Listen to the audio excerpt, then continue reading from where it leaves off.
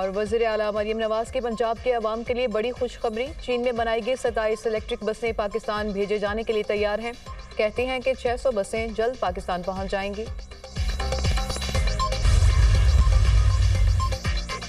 Champions trophy Pakistan की इज्जत है, कोई हर्फ नहीं आने देंगे। चेयरमैन पीसीबी का वाज़ेह मौक़िफ़। कहा, खेल को खेल रहना चाहिए, क्रिकेट में सियासत के खिलाफ हूं। पाकिस्तान के असूली मौक़िफ़ को हर किसी ने सराहा है। चैंपियंस ट्रॉफी के लिए हर तरह की तैयारियां मुकम्मल हैं। चेयरमैन पीसीबी की ज़ेर सदारत गवर्निंग बोर्ड का इजलास। आईसीसी चैंपियंस ट्रॉफी टूर्नामेंट पर अब तक की पेशरफ से आगाह किया।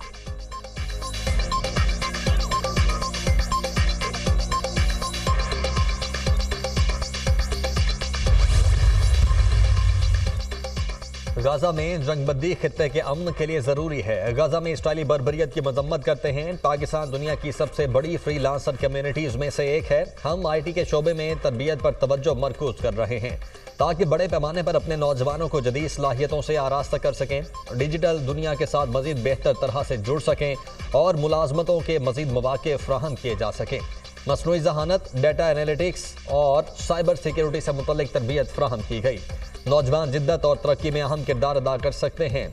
D8 रुकन ममालिक के लिए नौजवानों को बाइख्तियार बनाना इंतहाई अहमियत का हामिल है। नौजवानों में सरमायाकारी और छोटे कारोबार का रुझान हमारी समाजी और इक़्तिसादी तरक्की के लिए अहम है। नौजवान और छोटे और दरमियाने दर्जे के कारोबार मुआशी तरक्की के लिए कलीदी मुहर्रिक हैं। वज़ीर आज़म शहबाज शरीफ का D8 ममालिक के सरबराही इजलास से खिताब। हुकूमत पाकिस्तान ने youth business and cultural loan scheme के जरिए अरबों रुपए के कर्जे दिए, जिसका मकसद नौजवान पाकिस्तानियों को अपने पांव पर खड़ा करना है। वज़ीर आज़म शहबाज शरीफ। मिस्र में तरक्की पजीर ममालिक D8 का सरबराही इजलास। वज़ीर आज़म शहबाज शरीफ की शाही महल आमद पर मिस्र के सदर ने इस्तकबाल किया। शहबाज शरीफ और बांग्लादेश के चीफ एडवाइजर के दरमियान मुलाकात। वज़ीर आज़म ने दोनों ममालिक के दरमियान तारीखी, मजहबी और सकाफती रवाबित को उजागर किया। इक़्तिसादी ताउन की नई राहें तलाश करने के लिए मुश्तरका कोशिशें करने की जरूरत पर जोर दिया।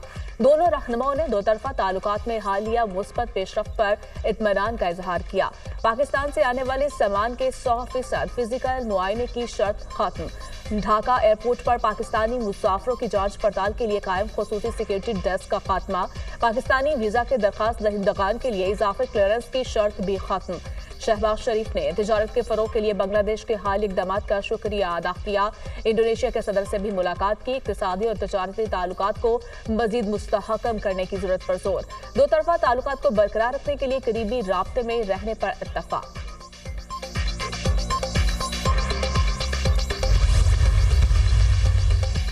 पाकिस्तान स्टॉक मार्केट में शदीद मंदी। 100 इंडेक्स में 4,795 पॉइंट्स की कमी। स्टॉक मार्केट 1,06,274 पॉइंट्स की सतह पर बंद। इंटरबैंक में डॉलर 12 पैसे महंगा 278.35 पर बंद हुआ। सोने की कीमत में बड़ी कमी। फी तोला सोना 2,600 रुपये सस्ता 2,73,300 रुपये का हो गया।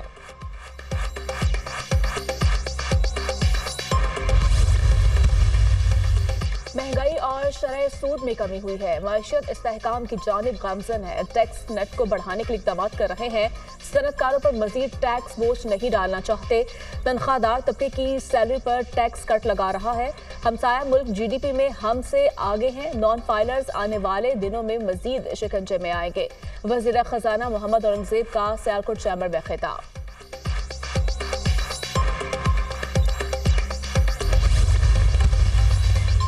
करप्शन हमारी मईशत को दीमक की तरह खा रही है। अगर 50% करप्शन खत्म हो जाए तो IMF की जरूरत नहीं। एक साल से मुल्क IMF के प्रेशर से गुजर रहा है। गुज़श्ता हुकूमत में बहुत ज्यादा करप्शन हुई। मुआशी इशारे अब मुस्बत नजर आ रहे हैं। मुख्तलिफ चैलेंजेस का सामना है।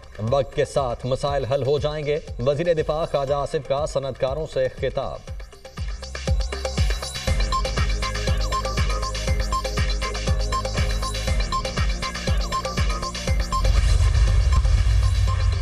मरियम नवाज की ज़ेरे सदारत काबीना इजलास। पारा चनार के लोगों की दरखास्त पर अद्वियात और दीगर सामान भेजने की मंजूरी। वर्ल्ड बैंक के ताउन से पंजाब क्लीन एयर प्रोग्राम की मंजूरी। मरियम नवाज शरीफ की किसान दोस्त गंदम पॉलिसी मुतारिफ करवाने की हिदायत। अपनी छत अपना घर प्रोग्राम के मॉडल 3 के लिए फंड्स मंजूर। काबीना अरकान की मरियम नवाज को चीन के कामयाब दौरे पर मुबारकबाद। मरियम नवाज ने कहा, चीन में गैर मामूली पजीराई पंजाब के अवाम के लिए बाइस फख्र है।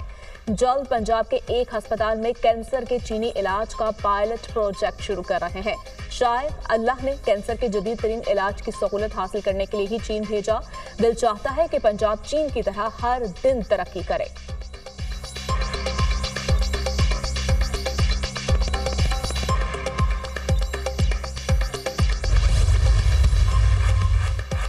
चौबीस नवंबर के तहरीक इंसाफ के एहतजाज में रेंजर्स का एक और जख्मी एहलकार शहीद। सर में गोली लगने से जख्मी होने वाला रेंजर्स का लांस नाइक तनवीर अहमद शहीद। एहलकार थाना तंदौल के इलाके में मुजाहिरीन की फायरिंग से जख्मी हुआ था।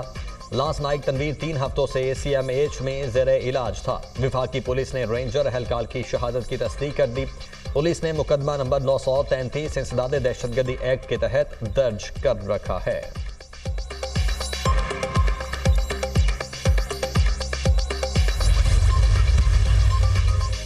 फौजी अदालतों में सिविलियंस के ट्रायल का मामला Justice retired Jawad S Khawaja की मुतफरिक दरखास्त सुनवाने के साथ खारिज करने का तहरीरी हुक्मनामा जारी। 26वीं तरमीम के फैसले तक फौजी अदालतों के केस की समाअत मौखर करने की इस्तदाह की गई।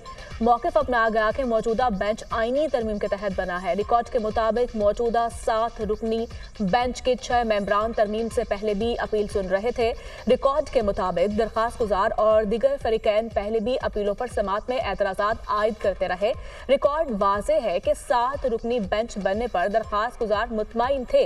दरखास्त गुजार ने 1.5 साल कैद में मौजूद अफराद के हुकूक का ख्याल नहीं किया। दरखास्त गैर संजीदा होने पर 20,000 रुपए जुर्माने के साथ खारिज की जाती है। PTI ने सलमान अहमद की बुनियादी रुकनियत खत्म कर दी। चेयरमैन PTI बैरिस्टर गोहर ने सलमान अहमद की बुनियादी रुकनियत खत्म की। बानी PTI और बुश्रा बीबी समेत पार्टी के खिलाफ बयान पर रुकनियत खत्म की गई। सलमान अहमद किसी तौर पर अब पार्टी की नुमाइंदगी नहीं कर सकेंगे। PTI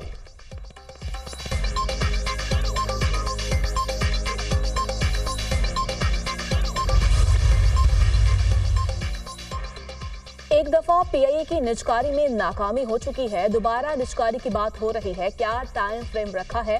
प्रोसेस को बेहतर करने के लिए आपने सोचा भी है? रहनुमा पीपल्स पार्टी नवीद कमर का कौमी असम्बली में खिताब। वज़ीर कानून आसम नज़ीर तारड़ ने कहा, अब की बार समझा जा रहा है कि बिड्स बेहतर होंगी।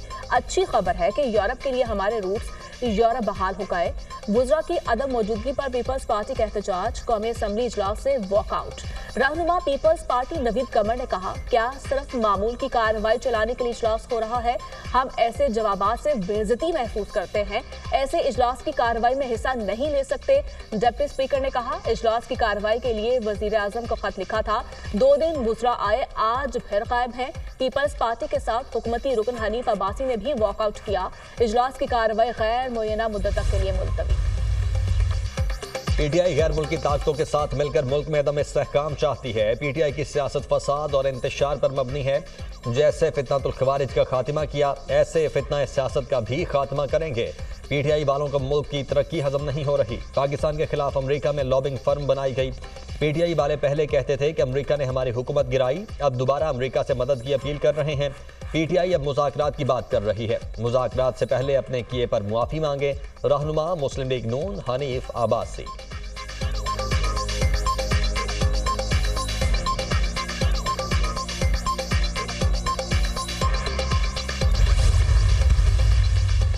पाकिस्तान के बैलिस्टिक मिसाइल प्रोग्राम में मुबैना ताउन का इल्जाम। अमेरिका का 4 पाकिस्तानी कंपनियों पर पाबंदी लगाने का ऐलान।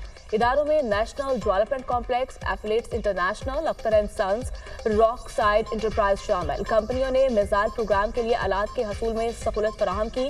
तबाही फैलाने वाले हथियारों या उनकी तरसील के जराये पर कार्रवाई की जाएगी। पाबंदियों का मकसद हथियारों के फैलाव को रोकना है। तर्जमान अमरीकी महकमा खारजा मैथ्यू मिलर।